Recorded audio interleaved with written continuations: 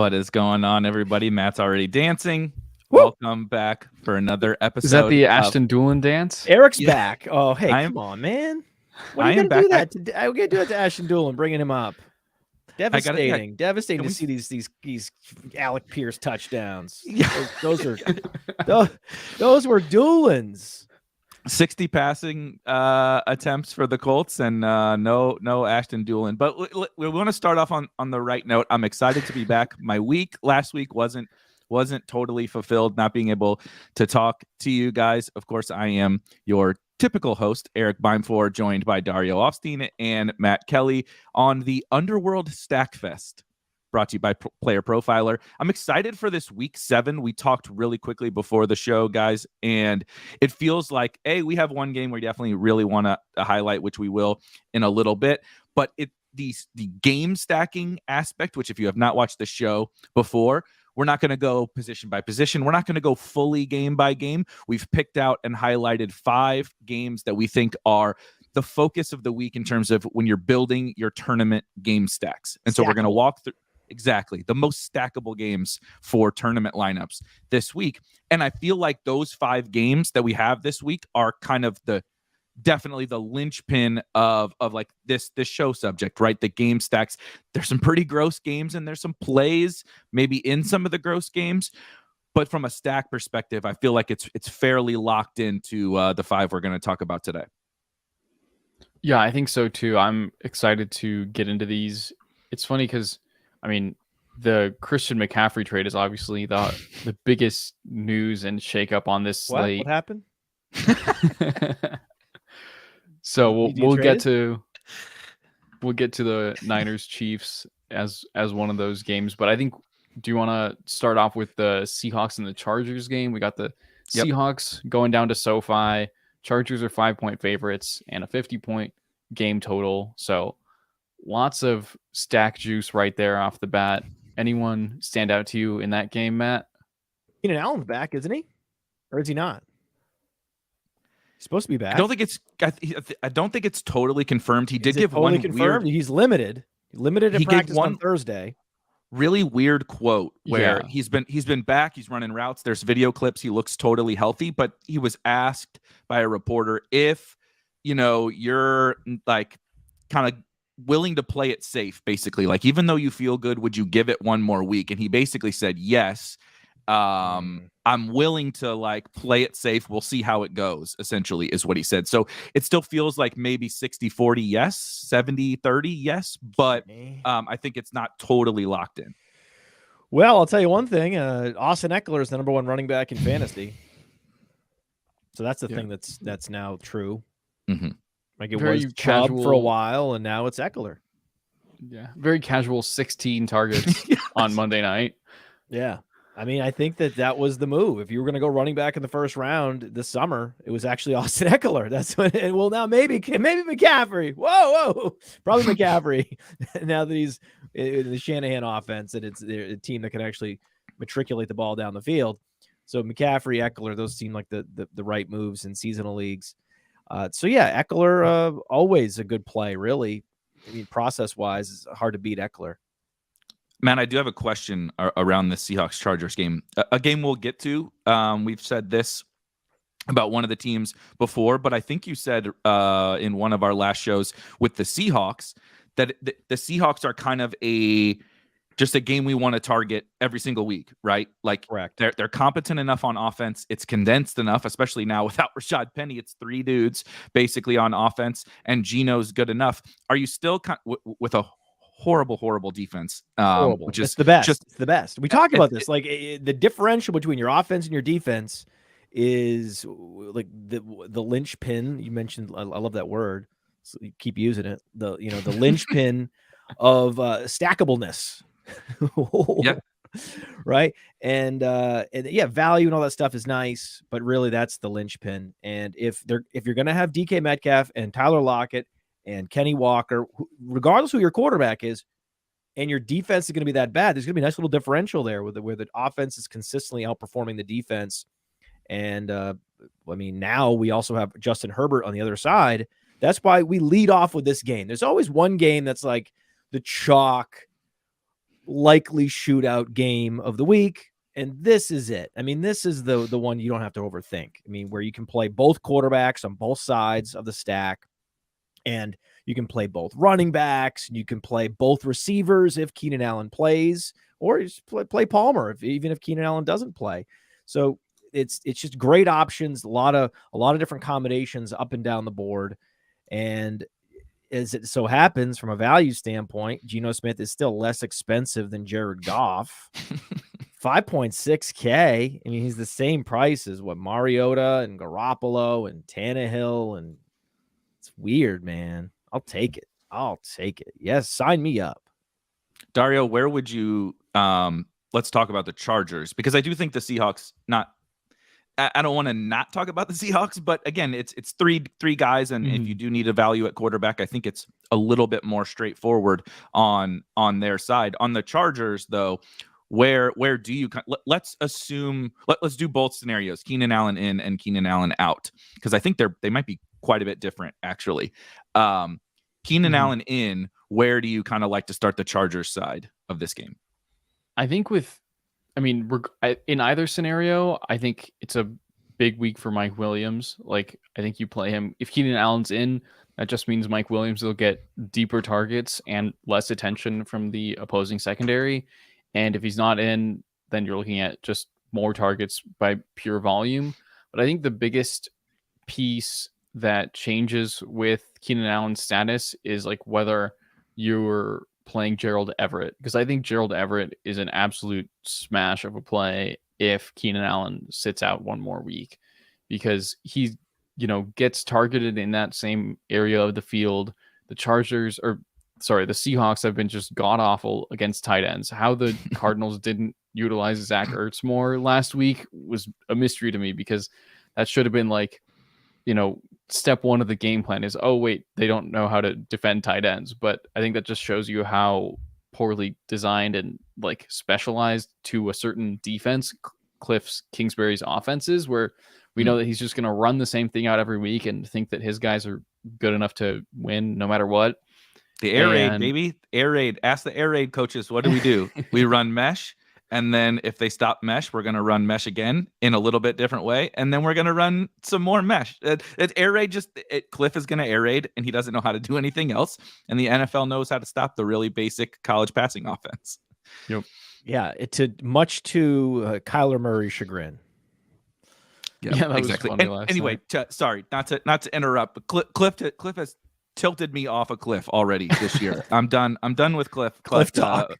Yeah, let's get back to the Chargers. I like Mike Williams is also, I wanted to add in, projecting for 1% ownership right now on RotoGrinders. Shout out Chris Jamino, and Gerald Everett is on another interesting, I will say, tight end slate though. Gerald Everett at 3%, and so I think those guys are super fascinating in tournaments. Let's say if you have a Geno stack, you stack Geno with one or both of the Seahawks guys, you have these just high upside, totally unowned Chargers players that are really interesting. Now, what about walk through? That was Keenan in, right? Now Keenan out. What does that change? Does that make Eckler a little more attractive? You already kind of talked about Everett, and maybe just touch on Eckler in general. Well, hold on. Mike Williams, he can't be 1% owned. That can't be right.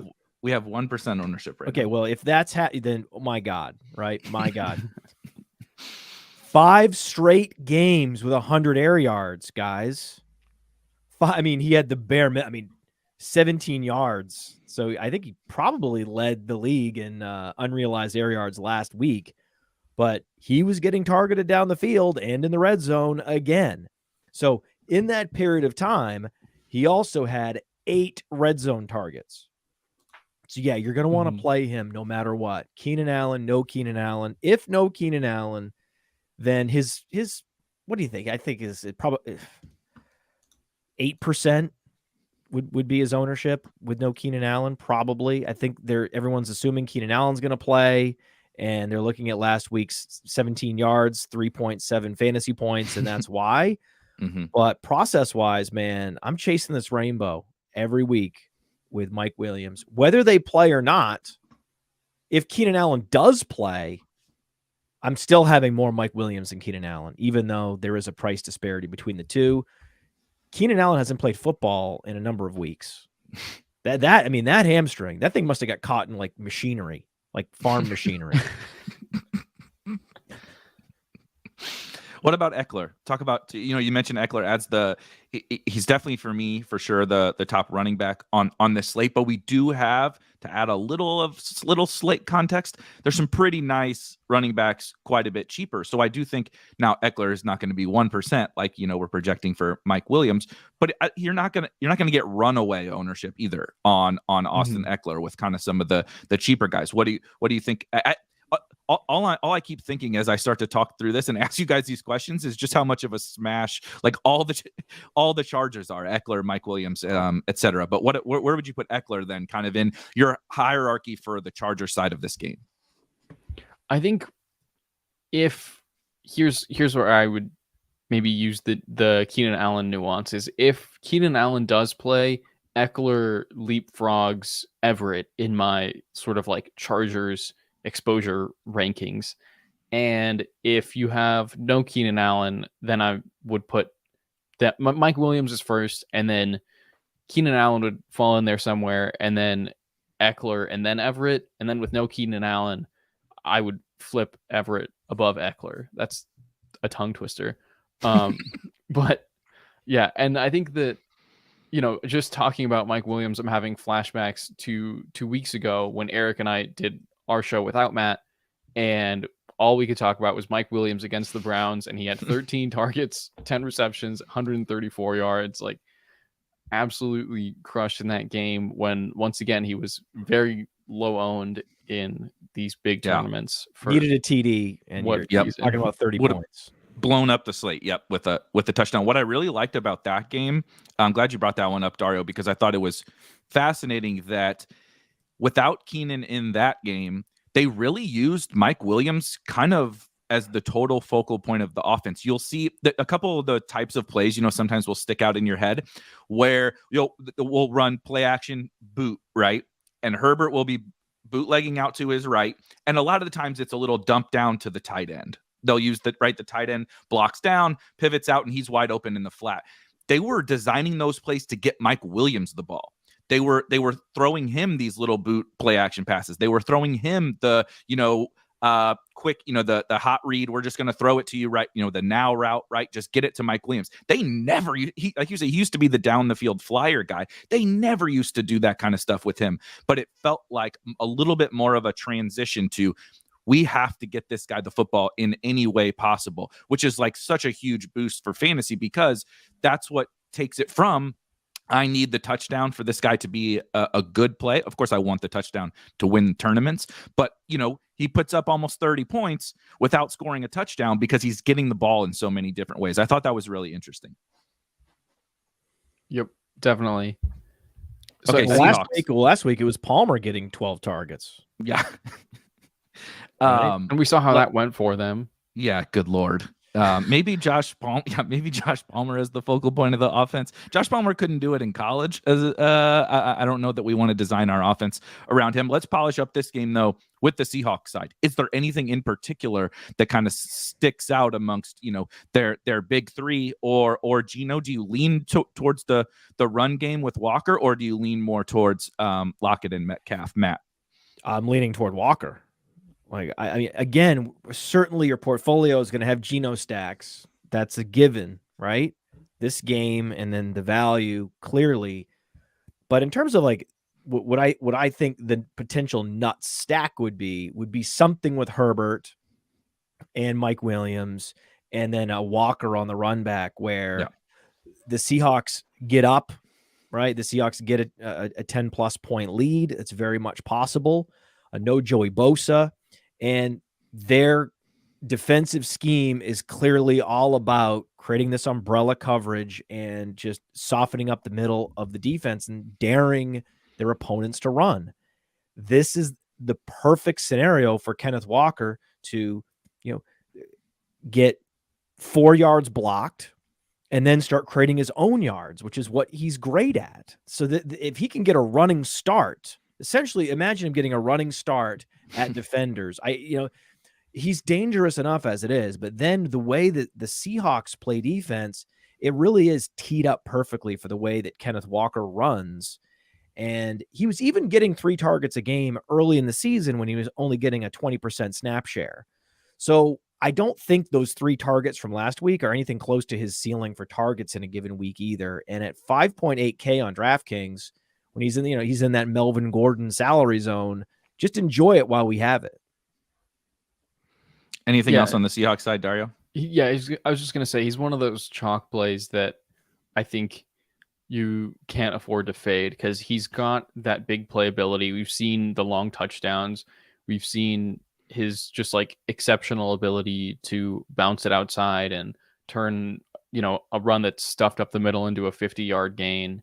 And like Matt said, I think that I wouldn't be surprised to see a game with 3, 4, 5 targets or receptions from him any given week. He's getting the snaps, and Geno Smith has thrown him the ball. Like I think that one way to get unique with him and with this game that I wouldn't be totally opposed to is you play Geno with one of Lockett or Metcalf and then throw in Walker. Maybe he throws Walker a touchdown and then bring it back with like Mike Williams or Gerald Everett.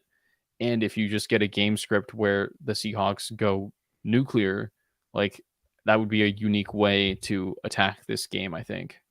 You could onslaught the game. Mm-hmm. Exactly. You could onslaught the game where you're playing, you could also do Eckler and Mike Williams on the other side in particular scenarios, right? So if you play Geno, then, if you're onslaughting, would you ever consider Walker, Eckler in the same game, the same lineup? Eckler is one of the few guys I'm totally comfortable doing that because he's a quasi wide receiver, right? 16. I know they threw it a lot, but he had 16.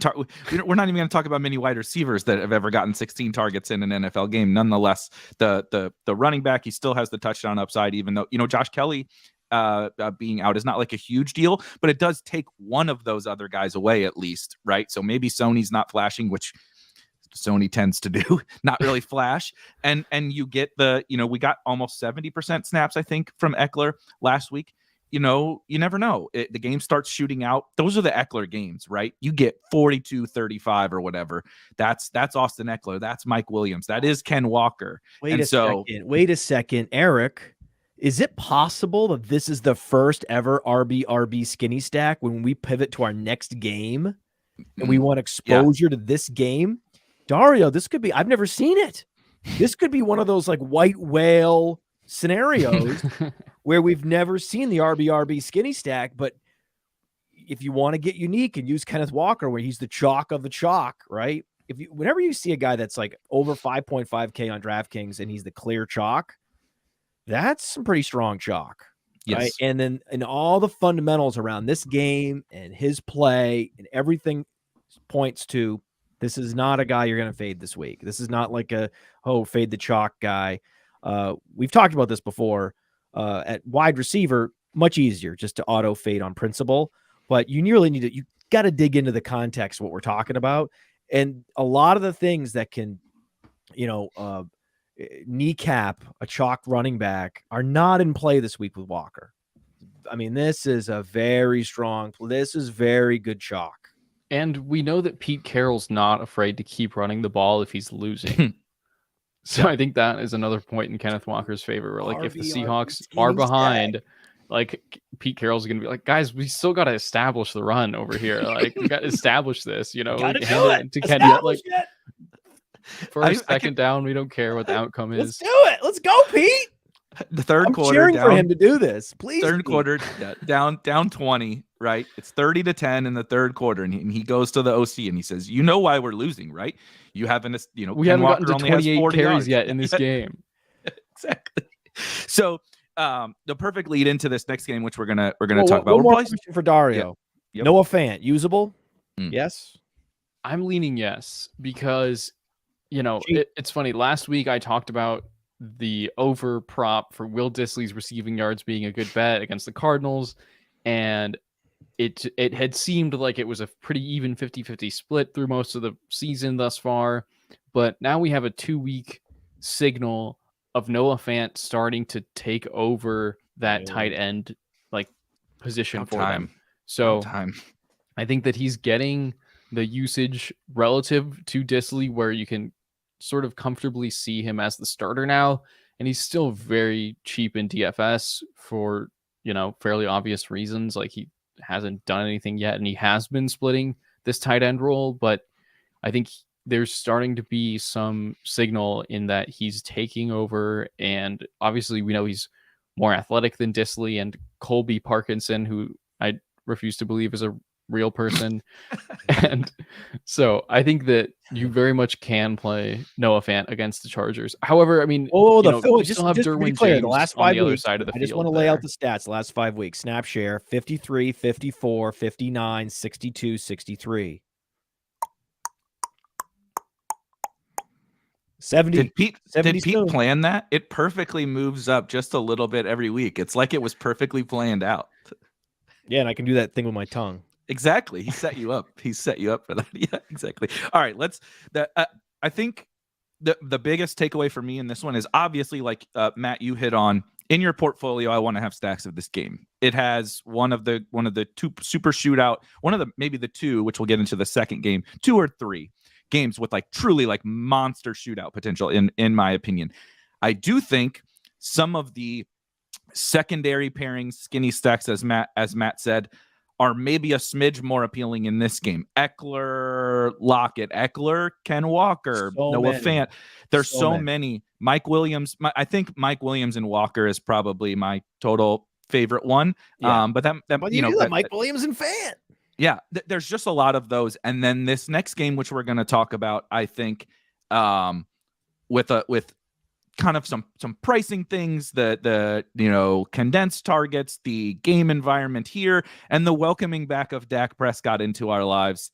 Cowboys or Lions at the Cowboys. The Lions, I mentioned the Seahawks being the like Matt defined, the defense is so much worse than the offense being great. For the Lions founded that principle for us. The Lions created that whole situation. And now we get this perfect storm of Cowboys kind of all coming together now, right? They've been treading water with Cooper Rush, and now CeeDee Lamb is still the target dominator at a way too cheap of a price with Dak coming back. Michael Gallup is back and healthy and drawing some targets and provides upside at a cheap price. On the Lions side, Amon-Ra St. Brown is back, right? DeAndre Swift looks like he's going to be back. Our boy Josh Reynolds. I don't know about our boy Josh Reynolds, which is unfortunate. But everybody's kind of getting healthy in a dome, right? It just screams shootout with that Lions defense. So Dario, where do you kind of start with this one? This one is a doozy of a game, right? I think once again we're talking about chalk that you should eat, and we'll go next week. This is the game that we want to highlight the optimizer for, so we can just go right through it with the get it started here with a Dak stack. And I think please put Dak in here, please. How about them Cowboys? Let's go. Let's get in there. Get him in there.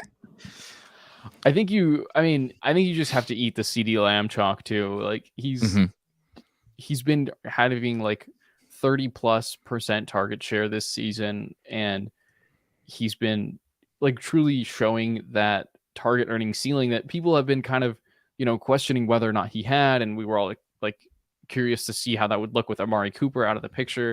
And he's very much like shown that he can be that alpha receiver, and I think that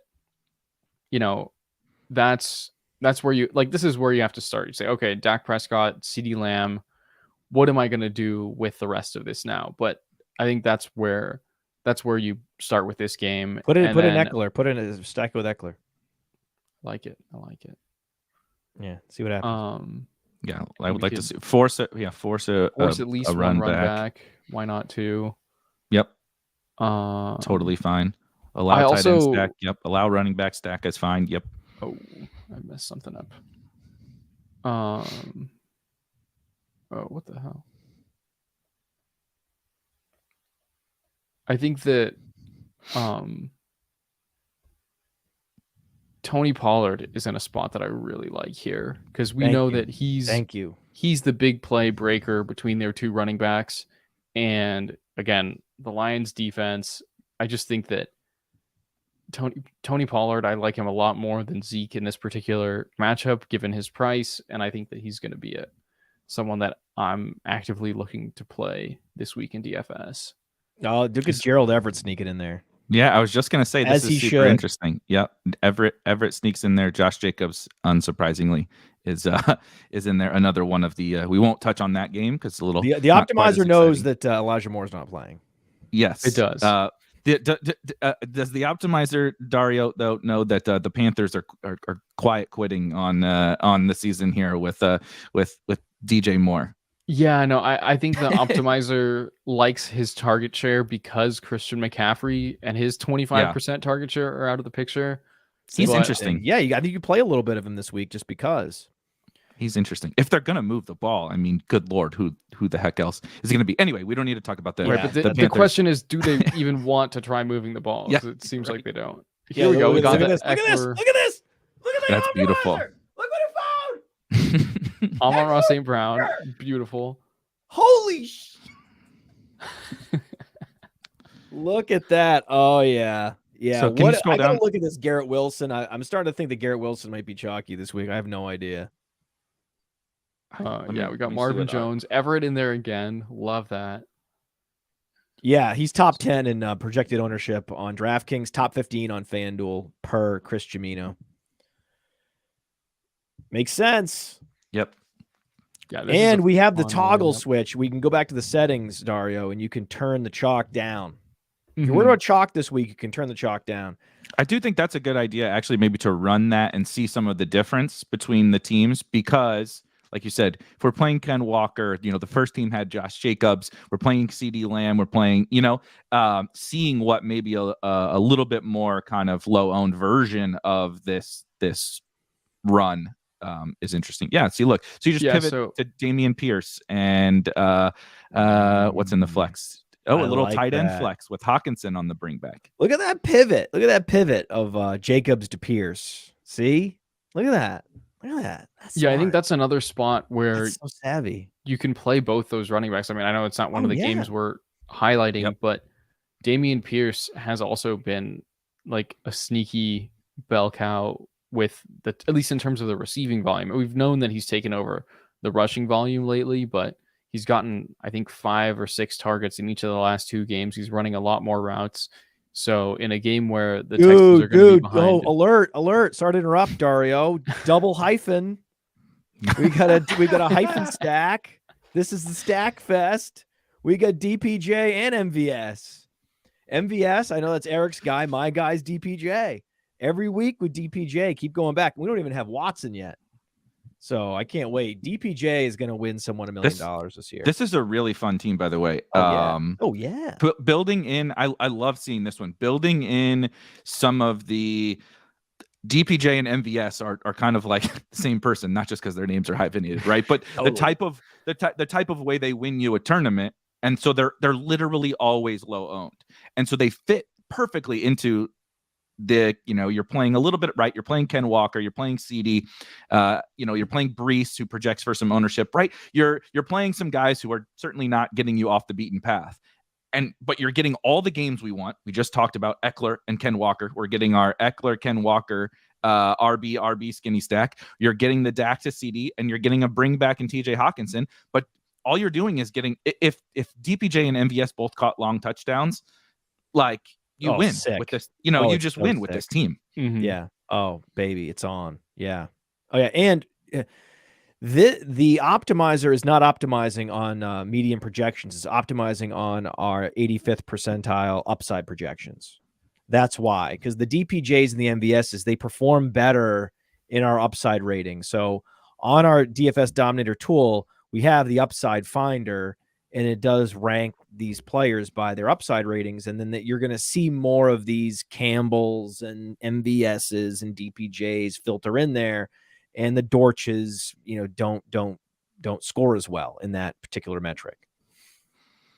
Exactly. Cause they're getting just enough targets that the 85th percentile outcome for a player like that is always going to have some games where guys just get 2 touchdowns out of nowhere. Yeah, and then the Breece Hall incremental salary increase is just too slow. Yes, It's it just is. too slow. It's like I keep looking at my watch, going, "Anytime, guys." I mean, what? But yeah, Pollard too, man. Pollard at 5.7K. You love that. And then again, there are scenarios where where running backs can get in there because there's an injury in the first half, and they get the bell cow touches in the second half. You know, in it, you always want to sprinkle those scenarios in if possible. Yeah, Cade Otton, I'm surprised his ownership's not coming in higher because he's the punt tight end play of the week, in my opinion. I don't know, man. I mean, on DraftKings at least, Fant's down to 3.1K, and he has a hell of a lot more sort of. I've seen him take a screen pass, break a tackle, and go for a 45-yard touchdown. Yeah, Cade Otton's not doing that. He can't do that, man. He can't do that. That's absolutely something that Fant can do. And that's the thing. When you stack and you focus on these games, you naturally, by process, you end up with a little more Fant than you do Otton.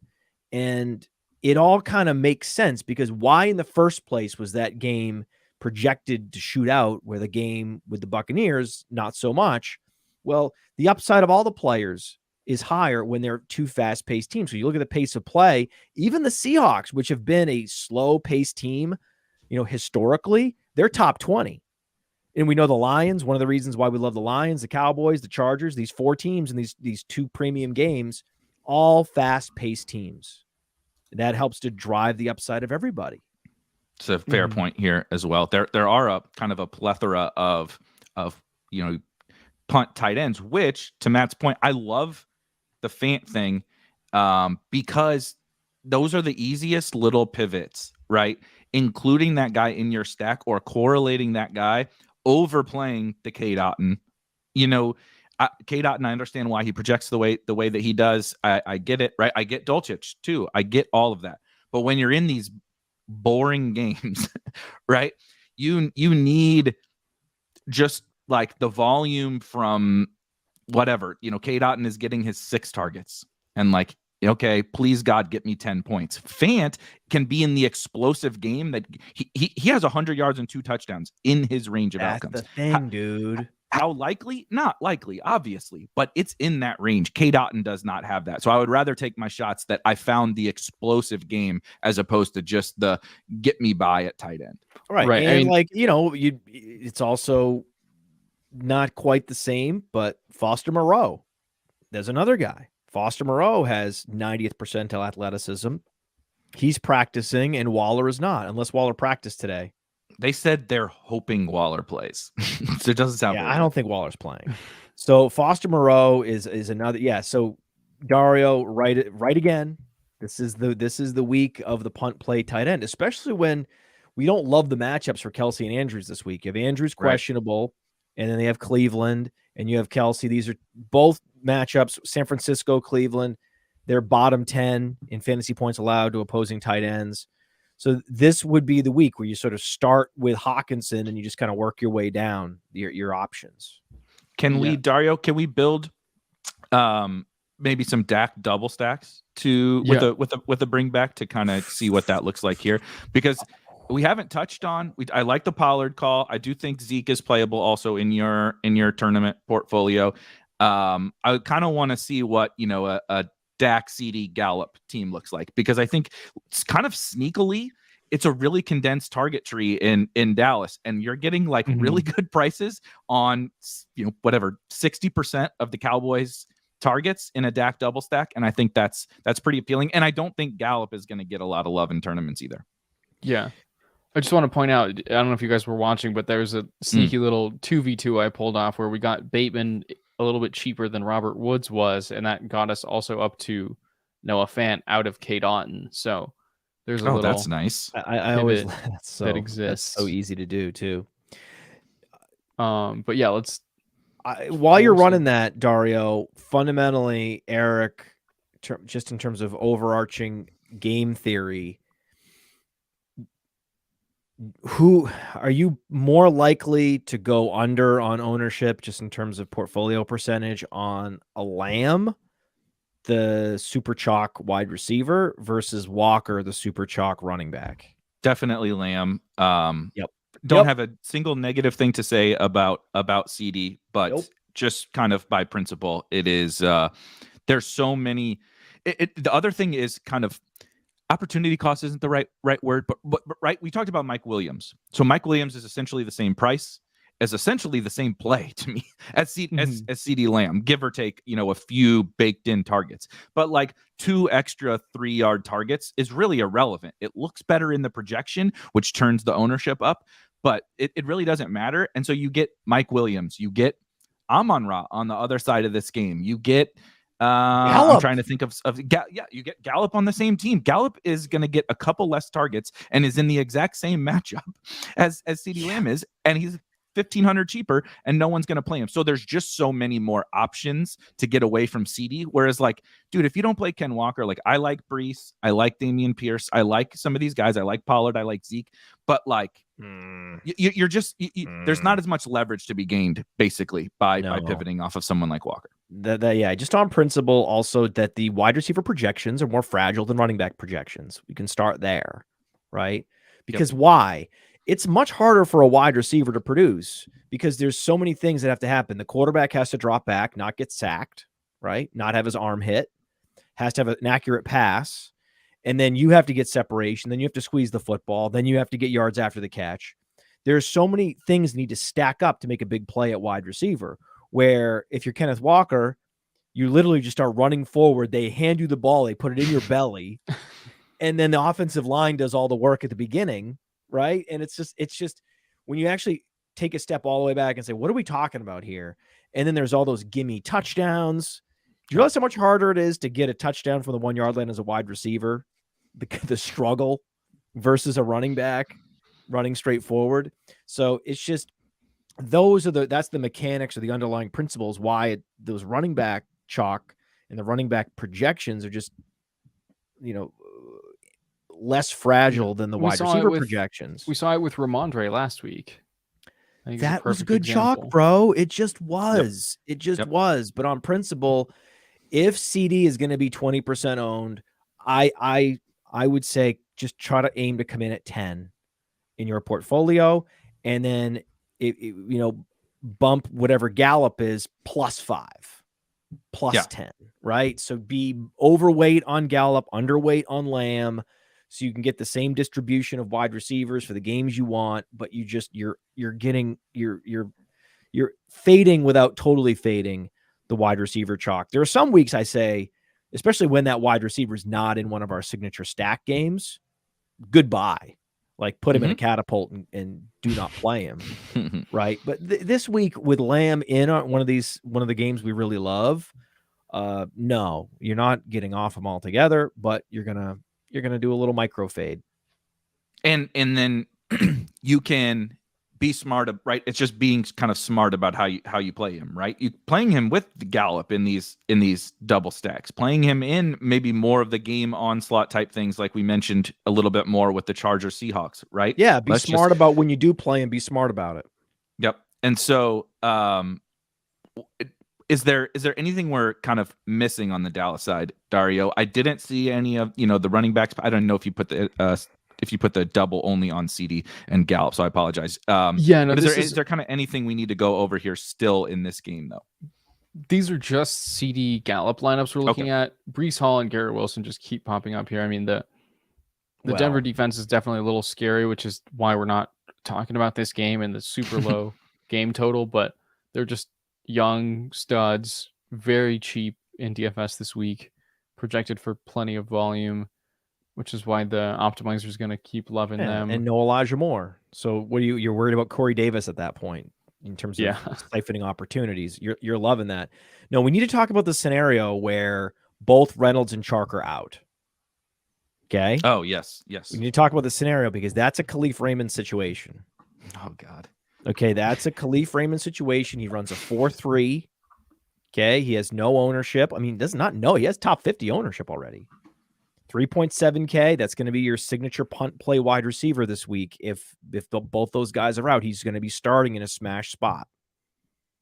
Just saying. Hey, Don't hate me. Don't hate the messenger. It's just I'm just delivering the mail. Anything to add on Khalif Raymond? I mean, I like it. I think salary does get a little tight if you play. Let's say we're loading up on this game, right? And we're loading up on that first game. Eckler's pretty expensive. Walker is cheap. Lockett is cheap, but Metcalf is so expensive. When you start to try to fit all these guys that we talked about, right? We want Eckler, we want CD, we want Dak, we want we want Amon-Ra.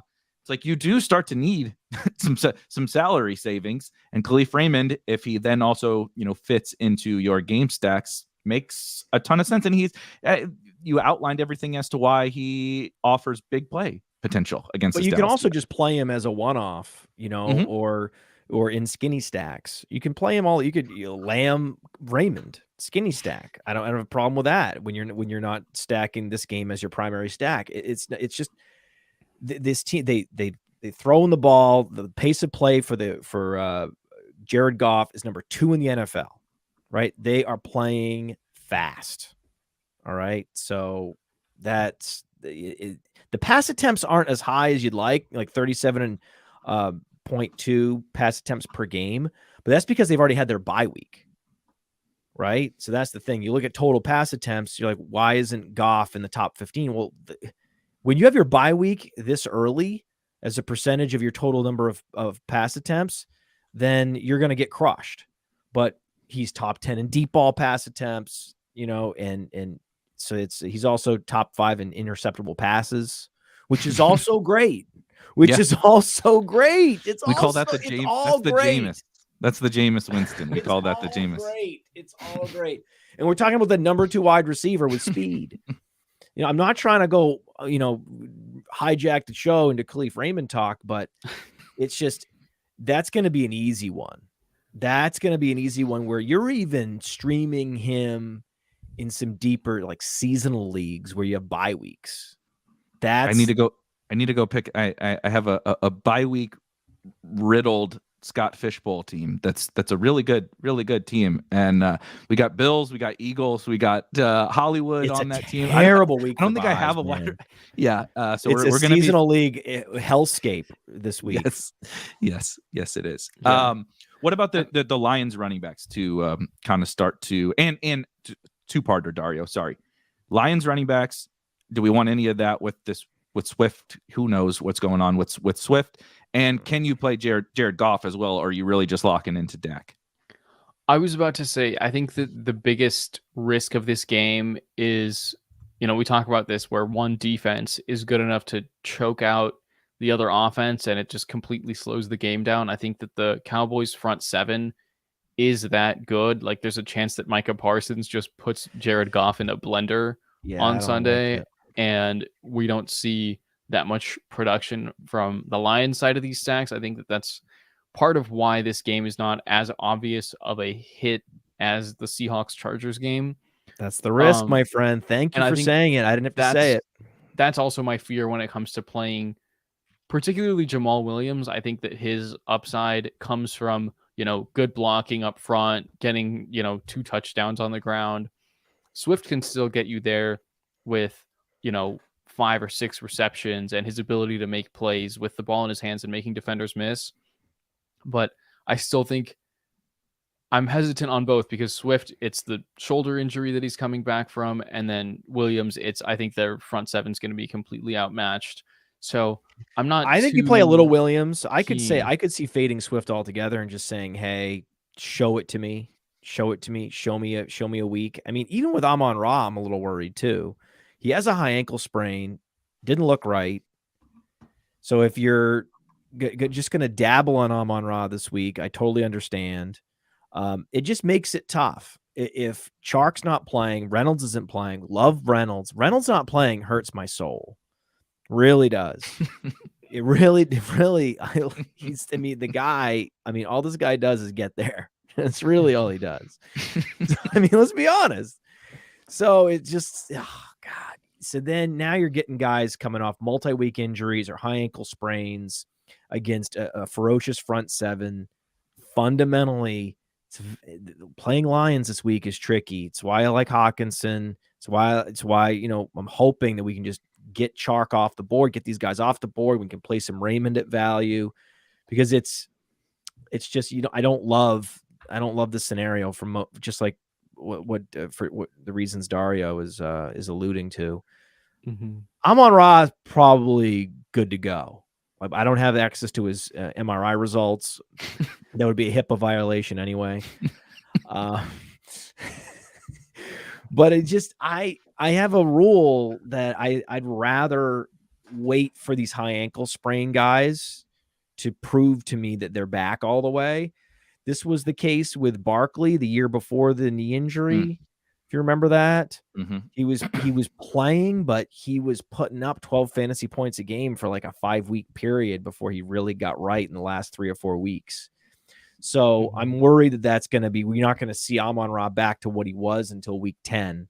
That's very possible. I just want to make sure everyone just, full disclosure on how these things typically go with the high ankle. I also like, again, not a rule, but as a general principle, right? We have zero kind of qualms about what is going to happen on the Dallas side. You play everybody. They're going to score points. Yeah. But on the Detroit side, when you do start to have everybody is getting healthy, which is good for the overall offense, but generally bad because now there's a few more mouths to feed on top of the fact that there's everybody's getting healthy except Josh Reynolds and DJ Chark. But you know what I mean? Amon-Ra, Hawkinson, Swift, etc.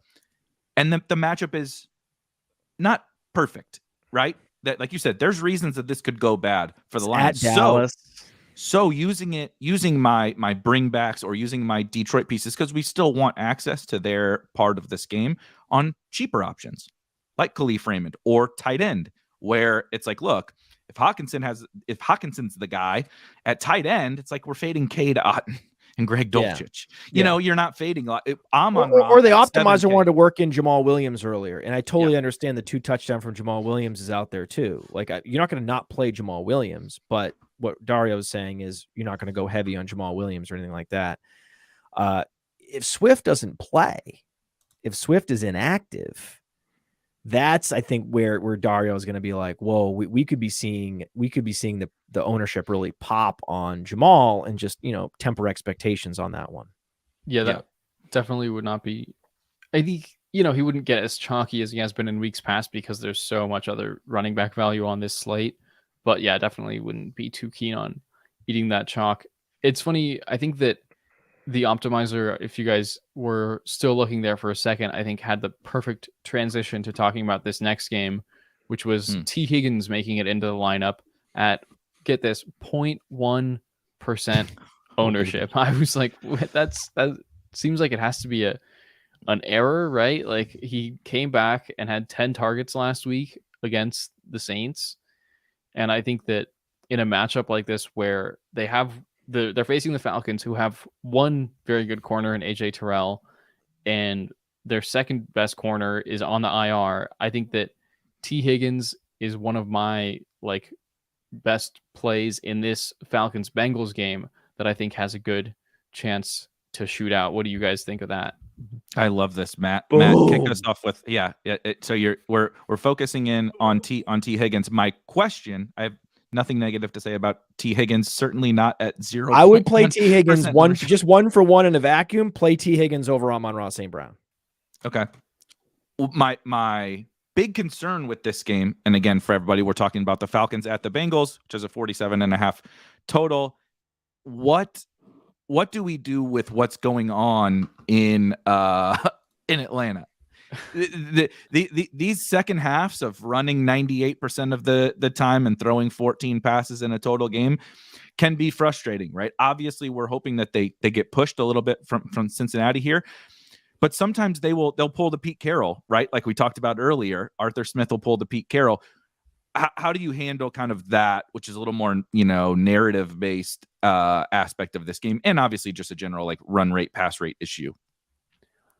I think that this is a game where I'm definitely open to stacking without a run back. Like just if you wanted to go Burrow with Chase and Higgins and just ignore the Falcons altogether and say, because say that the Bengals get there and the Falcons are just gonna, keep running the ball hopelessly.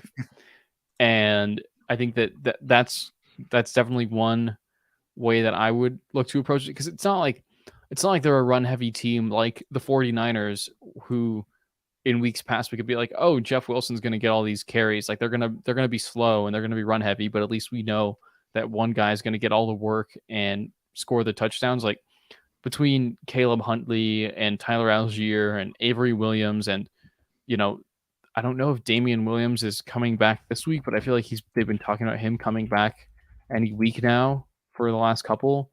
So I think it's just messy in the backfield. They're not throwing the ball much. I wouldn't be opposed to just ignoring the Falcons side of this game altogether and stack the Bengals. What do you think, Matt?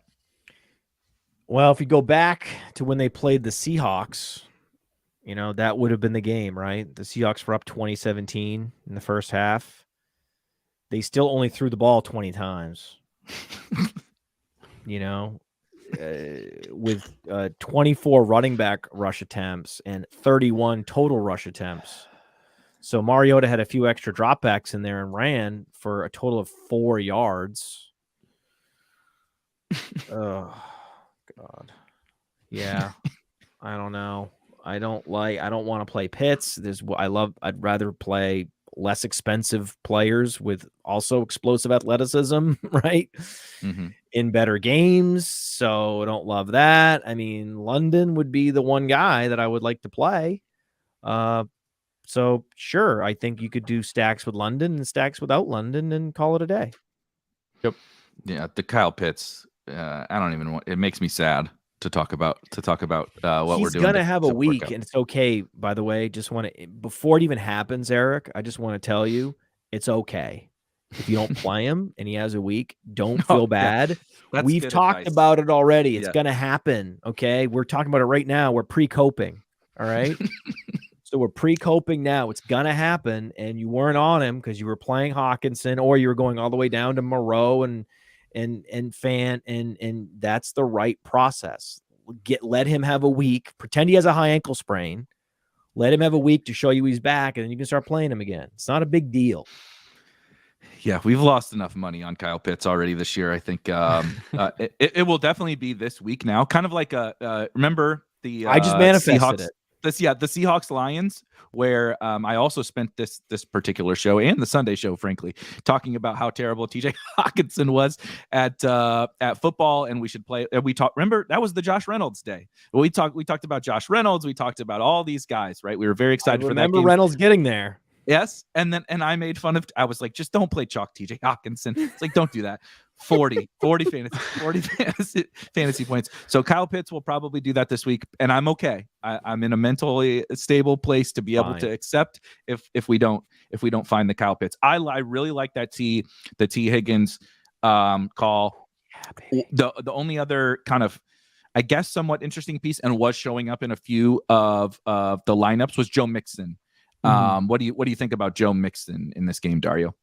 I think that, we went into this season with a notion that Joe Mixon, he's going to get taken off the field on third downs. He's not going to get any targets. He's a 2-down back, but he's got like a 14% target share on the season. Like, he's very much earning targets in this offense. And I think that the overall volume of this offense is still kind of a bit of a mirage because they played those 2 overtime games early in the season. So just the raw numbers for everyone are a little overblown, but I think that you still have to look at like simply catching passes for running backs we know is a cheat code. And Joe Mixon has been doing that this year. So I think very much into playing him this week. Yeah. And great week. The Falcons are, the Bengals are favored by a touchdown. So like, if anything, this is the game where Joe Mixon gets 2 touchdowns on the ground. And if he's still catching 4 or 5 passes every game, I think you have to at least have him in your portfolio. Yeah. He's also a really nice price on FanDuel in particular. Like low 7Ks or something like that. Oh, God, yeah. Because he's going to have a big yardage game. He hasn't had a big yardage game yet. And those are out there, like the games where he had a high yards per carry. He didn't have any attempts. The games where he had a lot of attempts, he had 2 yards a carry. So one of these weeks is going to align. He's going to go for 120 rushing yards. It's going to happen. And the touchdowns are going to come. He got one last week, but he's getting all the work inside the inside the money zone, and it just hasn't popped yet. A little bit because, frankly, Joe Mixon is not awesome. We give Zeke a lot of crap and stuff, for being not the world's most exciting runner, and Joe Mixon's let's just say Mixon is much closer to Zeke than he is to Ken Walker. Some of the guys that we've talked about so far. Yeah. I mean, he's 27 years old. Yeah, and there's a lot of wear. Yeah, there's a lot of wear on those legs, but definitely like Mixon. And like I said, on FanDuel, yeah, I mean the 100-yard 2-touchdown game, it's coming, kind of like you said with Kyle Pitts, but it's definitely coming for Joe Mixon as well. Yeah, we can be on that one. I want to add on the Bengals offense is like, I would think people were talking about this on Twitter where like they were becoming way too siloed and predictable, where if they went under center, they were running. If they were in the shotgun, they were throwing. And that was why Joe Mixon was getting like 2 yards a carry in the first 3 games of the season. And in their last game against the Saints, they just went exclusively out of shotgun. They said, we're going to run out of shotgun. We're going to throw out a shotgun. Joe Mixon has his best game in terms of yards per carry. Like, I think that they're figuring something out with that offense and how they're, becoming less predictable. Like, Joe Burrow only had 2 snaps under center, and it was a QB sneak and a kneel down at the end of the game. I love it. I think that's the hidden nugget that points me in the direction of playing Joe Mixon this week, because I think that they've figured something out and they're going to get more efficient. And, the Falcons defense is still very bereft of talent. Like, they've been lucky to win 3 games, sure, but I think this is a defense that the Bengals could very easily have their way with and put up 35 points on. So, a couple things on London on the run back and why you may not play him. He's matched up against Chidobe Awuzie, top 5 corner in our coverage rating metric, which basically looks at the target separation and the pass breakups and the fantasy points allowed per target. So Awuzie is dominant right now. That's why, top 5 coverage rating. That's plus 35.5. It's incredible. It's right there with the top corners in the league. And he's chalky on both formats, both platforms. He's top 5. He's right around 15%. So he's not Lamb level, but he showed the bad matchup, low volume, high ownership. Ew. So pivoting to what might be some good and bad matchups, but definitely not high ownership, and a game I'm pretty excited about. The new home of Christian McCaffrey. The Chiefs travel to San Francisco, 49 total. And this game is super fascinating to me because setting aside Christian McCaffrey, who they said may or may not even play. If he does, it's probably going to be just, I suspect Shanahan's going to be going to draw, stay up tonight and draw up a couple of fun plays to get CMC the ball because he can't help himself and he'll play. But I don't expect he's going to be too much of a factor.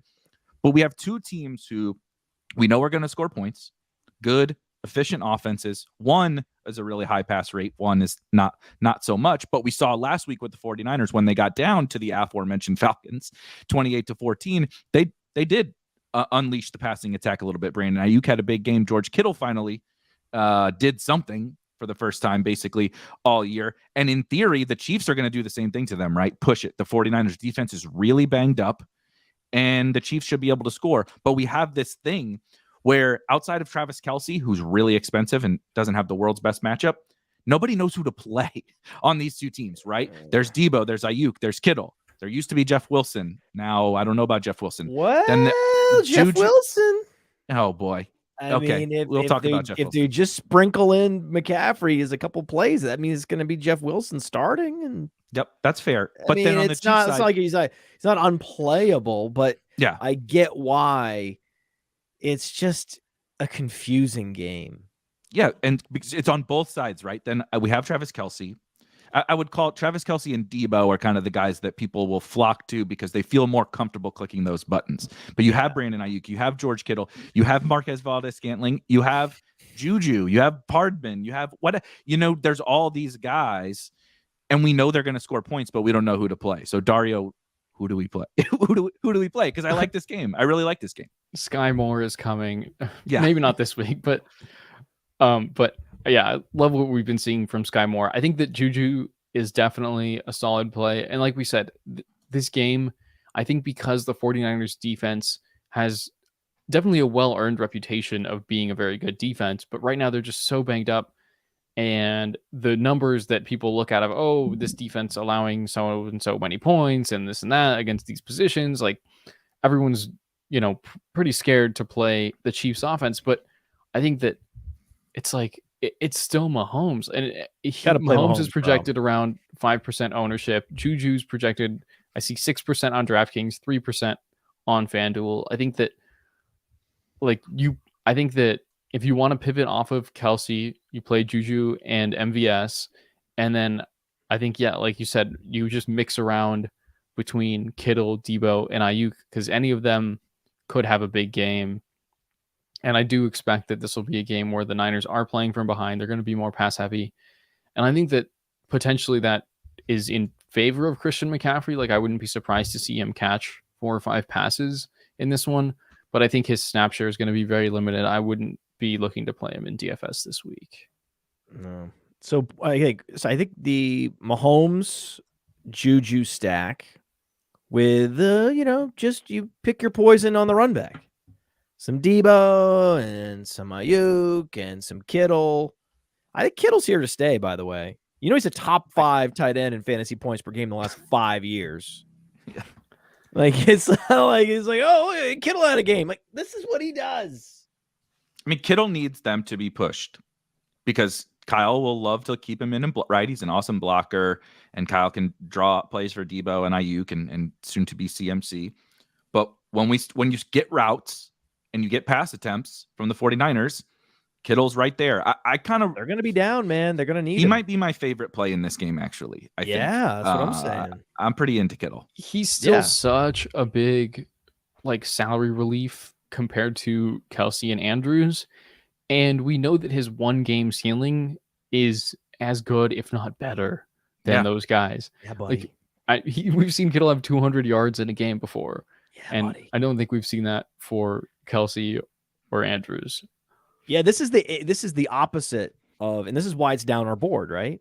Similar game total. Why is it down our board vis-a-vis Seahawks Chargers? Well, because there's very actually limited stacks that we like. Yeah. It's like, okay, in real life, Mahomes, Juju, Kittle is a fun, great stack to do. After that, it's all a little worse. As opposed to Seahawks Chargers, which is like, we like almost like 20 combinations equally. Yes. That's the hard part, but that's what makes this a fun tournament game stack. You can do what I'm going to probably spend the next 2 days trying to do is figure out ways to kind of stack all 3 of our those other 2 favorite games that we have, right? Mm-hmm. Figure out ways to get, whether it's pairings of those games with like you said, Mahomes, Juju, Kittle, and then I'm getting my Eckler, Walker. I'm getting my Mike Williams. I'm getting my Khalif Raymond and CD and Gout, right? Finding my way through all of those games, still getting essentially stacks of those games, but then landing on the best quarterback maybe ever, unowned, right? Still stack Mahomes, guys. That's George still Kittle, a great play. George Kittle, as you said, probably the highest upside tight end in fantasy for 5 years on a single week in any given single week. Every week. And you're getting leverage on the field by playing Patrick Mahomes and George Kittle like that. Kittle's that just feels also healthy. Good. Okay. In that at least the last couple of years, at least since when Jimmy airmailed that screen pass and they cut his knees out. Remember that? I mean, Jimmy. Evergreen. It's Jimmy airmails. Evergreen. That was such a bad, because he did the thing where he fell back like this and through, where there's no one there. And he can't just plant his feet and throw. If it's an easy pass, he has to like pirouette and do some falling back, random, no reason why he has to have the worst possible technique and the easiest throw. And then now they're carting off Kittle 5 seconds later. which is Jimmy. Like, that's why he lost his job. Mm-hmm. So anyway, he hasn't been healthy really until the last couple weeks. Like we see, like no Q tag for Hawkinson. We talked about this. Hawkinson without a Q tag is a different guy. And it's nice to see Kittle with no Q tag, baby. Yep. I like it. Dario, I'm so heartbroken thinking about what this offense could have been with Trey Lance. Yeah. This would have been we could do an alt show where we talk about this game first with Trey Lance at quarterback. That'd be cool.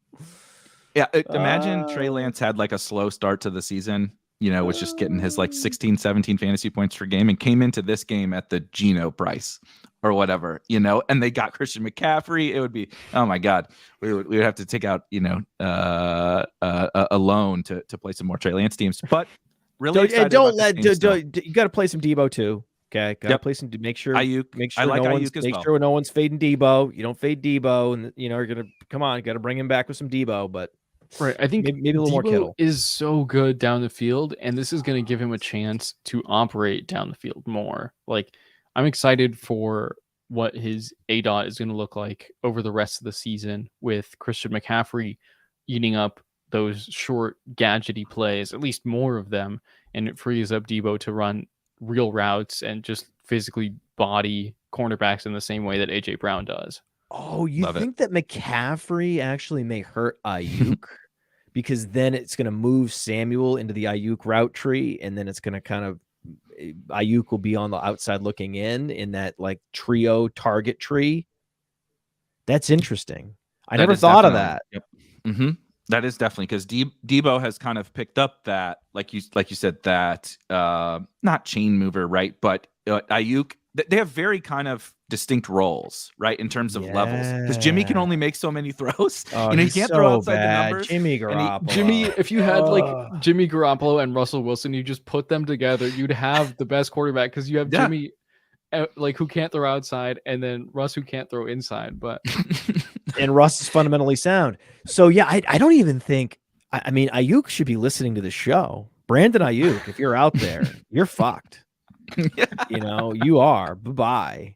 You don't know it yet. Your agent told you the news and you're fine with it because it's a running back, but you have no idea what this means. Dun dun. That is great. All right, one last game to hit here. I really like that game though, but this last game is pretty fascinating as well. Browns at the Ravens. The Browns. I was trying to catch up on injury report and everything before we do this show. The Browns defense stinks. Period. But man, they just cannot get healthy. Denzel Ward out again, Jadeveon Clowney out again. They're just having some really serious defensive struggles right now. And Lamar Jackson with a healthy Rashad Bateman and what appears to be Mark Andrews playing, I believe he said he's going to play, is not a great recipe for a defense that can't stop anybody.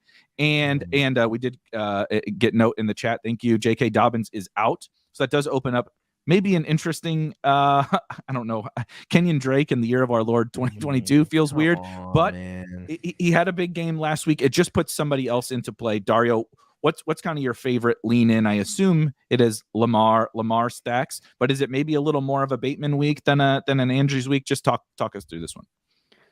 Yeah, I think I'm like so excited to play Bateman this week because you get all of the upside at we'd said this in week 1 where this is the cheapest Rashad Bateman will ever be. Guys, he's cheaper now. He's back down to 5,200. He got hurt just because he got hurt. Honestly, the Podfather curse is alive and well. Sorry, Rashad. Rashad, if you're out there, if you're listening, everything I said about Ayuk, but the opposite. You're gonna be great. So yeah, I definitely would love to play a lot of Rashad Bateman this week. I'm not too worried about Mark Andrews. I think Lamar Jackson's going to keep targeting the crap out of the tight ends. And like you said, he'll play. And yeah, the Browns defense is just so banged up. I think you double stack Lamar, bring it back with Amari Cooper or DPJ. And baby. Then just like, DPJ. Take your money to the bank. DPJ. I love I feel like we talked about this with the Ravens quite a bit, but you remember when we did Ravens Dolphins, I believe it was, where this is kind of the Kmart version of that. The Browns are certainly not the Dolphins with Tyreek and Waddle and stuff, but you have weapons on both sides that can blow up a game, that can just, by the archetype of a player that they are, right? Like Tyreek Hill was, like Jalen Waddle was, like Lamar is, and like Bateman is. Andrews is not quite that, but right, Bateman had what? The one touchdown he had in that game, I think it was. He burned Xavier Howard, I believe it was. Mm-hmm. He was clocked at like the second fastest time, sprint speed in the NFL or whatever. So, we know that he can make big plays. We know that Lamar can. We know that DPJ can, and we know that Nick Chubb can also make these huge plays. And I love those games where it's like, look, this game doesn't project for the most plays or maybe not the most passing or whatever, but when they hit in such right. Lamar 80-yard touchdown. Injury ravaged defenses. Yes. We'd like to get the Browns up early. And it's a divisional game. These teams hate each other. Like they're gonna really want to like this is sometimes you see a game where you can kind of tell that it just means more to the players than most of the other games. And this literally they stole the team. Oh yeah, that's true. That's a good point. Yeah. I mean, literally they packed up the team and stole it and moved it to Baltimore. That's the thing that happened. You hadn't been born yet, Dario. Yeah, that's true. But I don't know, back in the day, see, what you have to understand is the Ravens, and I love the Ravens, by the way. The Ravens, incredible sort of aesthetic.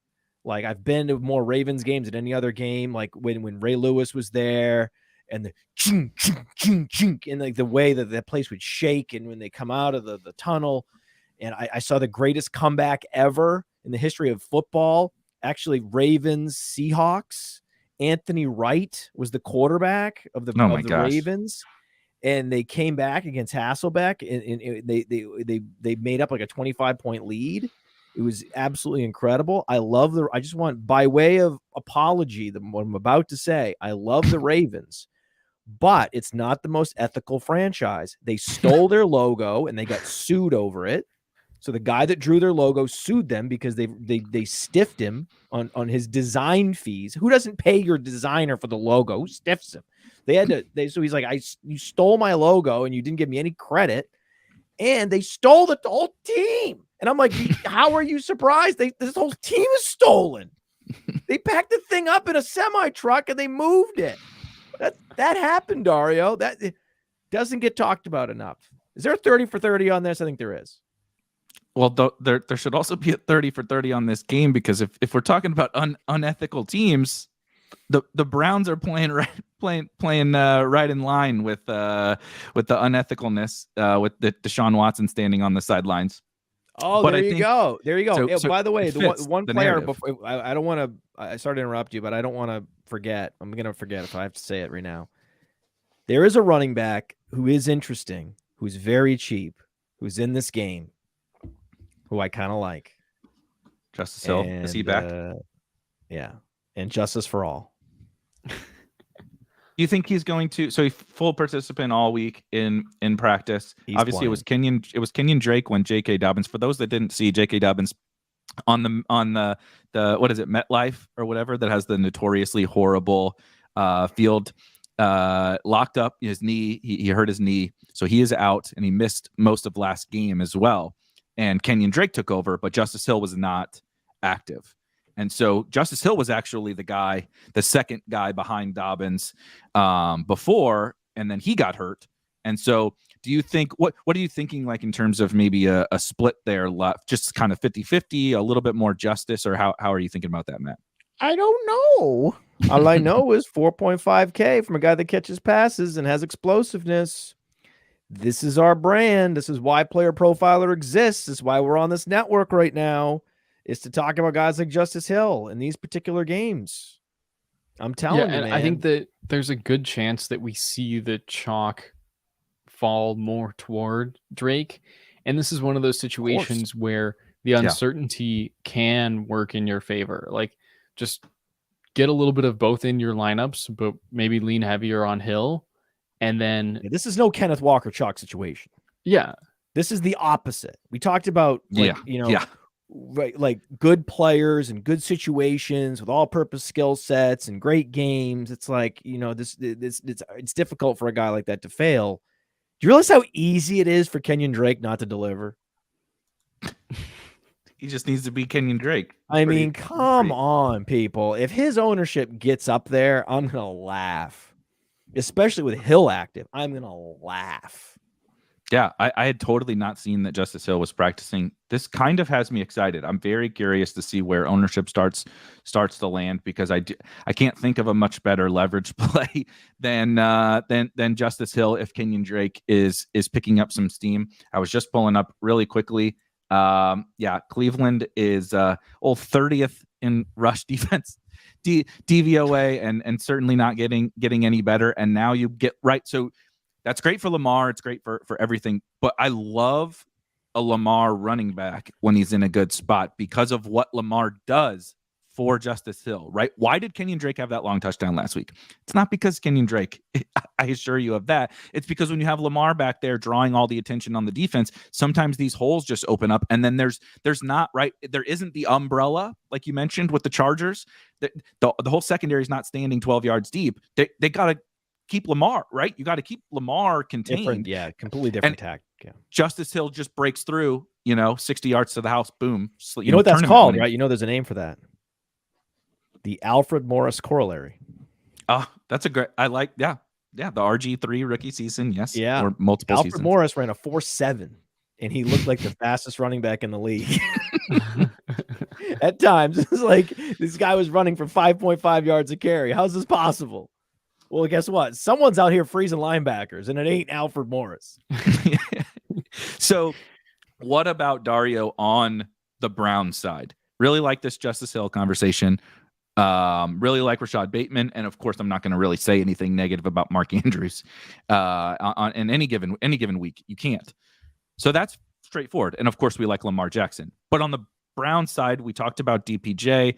There is Amari. David Njoku is another tight end that I think that you can play. And Nick Chubb is not necessarily in the greatest spot, but is also going to be absolutely unowned at running back and has also that home run hitting ability. Where do you kind of like to focus on the Browns here? I think that Amari Cooper is definitely a good starting point. We know that the Ravens secondary is still pretty banged up and hasn't shown much this year. I think that Kareem Hunt is a guy that I feel like I talk about every week. He's still getting his, I think he gets about a third of the backfield in terms of rushing attempts, and then he gets more targets than Nick Chubb. I think in a game script where, say this game does go nuclear and it's just like a 70 points between the two of them, I think Kareem Hunt is just as good of a bet to get multiple touchdowns as Nick Chubb, and he's half the price in DFS.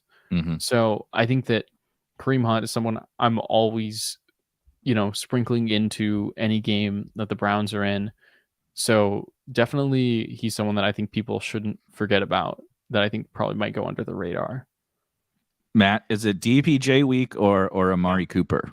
Yeah, I'm a DPJ guy, but it's also, I like Cooper though, because that's another you're gonna need if we're pseudo fading, semi fading, whatever the word was, if we're micro fading, I think what it was if we're micro fading CeeDee Lamb, Cooper is another alt, right? He's just another great pivot to lessen your exposure on Lamb, so that's great just fundamentally, but also DPJ is like 4.1K on DraftKings.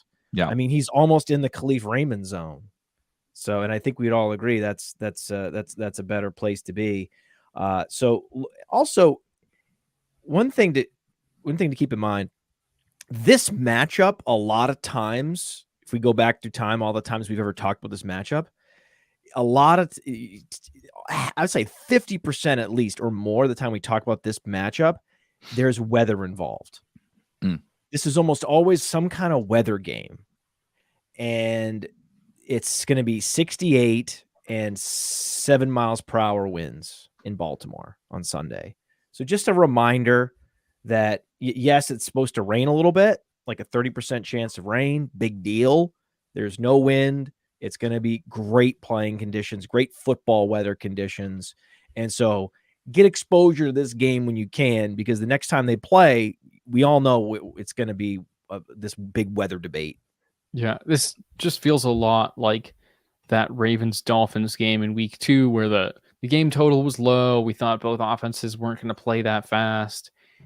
And there's just so many playmakers on both sides of the ball. The defenses are banged up that it could go nuclear out of left field. Like this, we talked about people not really being on the Niners and Chiefs game. People are even less so on this Ravens and Browns game. And I think that it's, still got a very good chance to shoot out in a big way for fantasy.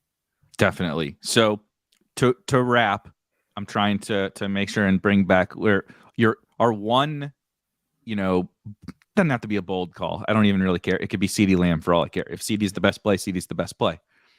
What is the one thing, start with Dario, that you need to have? Like, what's your conviction tournament play of, could be a game, could be a skinny stack or an individual player? What's the one tournament play everybody needs in their lineups?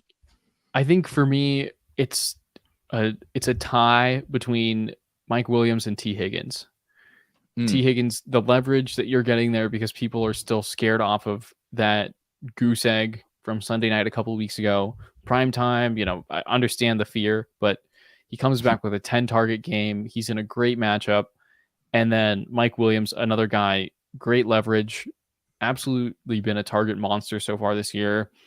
I think that he's going to be in a good spot regardless of whether or not Keenan Allen plays, but especially if Keenan Allen does play and ownership is even lighter on Mike Williams, he's still going to get deep targets. He's still Justin Herbert's guy down the field, and we love that game script for them against the Seahawks.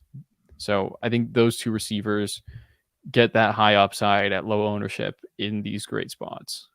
Yeah, I think that the keystone game is the first game we talked about, Chargers Seahawks. That's the one where you're going to want the most exposure. You're going to have the most stacks because you have both Geno and Herbert.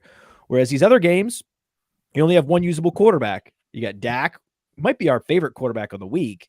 Then you got Burrow, you've got Lamar, as we talked about, and you got Mahomes, and then you're going to get those two quarterbacks from that big game, and then that game also has all those skinny stacking combinations.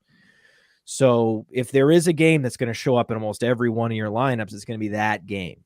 So you could building around that game as the middle of the bridge that spans the whole slate. I think that is the overarching sort of stack fest strategy that we would put out there. And I am just have no hesitations whatsoever about plowing a bunch of Dak stacks into the portfolio this week. I love that, piggybacking on literally both of what you both said. I'm sticking with the RB play. Ken Walker's jamming it down the throats of the Chargers, umbrella run defense, and Austin Eckler is the first RB1 ever in fantasy. First ever RB skinny stack. We're making history every week, baby. And then on the Dak, on your Dak point, nothing negative to say about CeeDee Lamb, but it's Michael Gallup week. Your Michael Gallup is the Cowboys guy to have. So your RB skinny stack in our favorite game with Michael Gallup in your Dak stacks. That'll do it for us. Yeah! Week 7, ton of fun. Thanks for hanging out with us. We will, of course, be back in week 8. So we will see you guys in just one more week. See ya.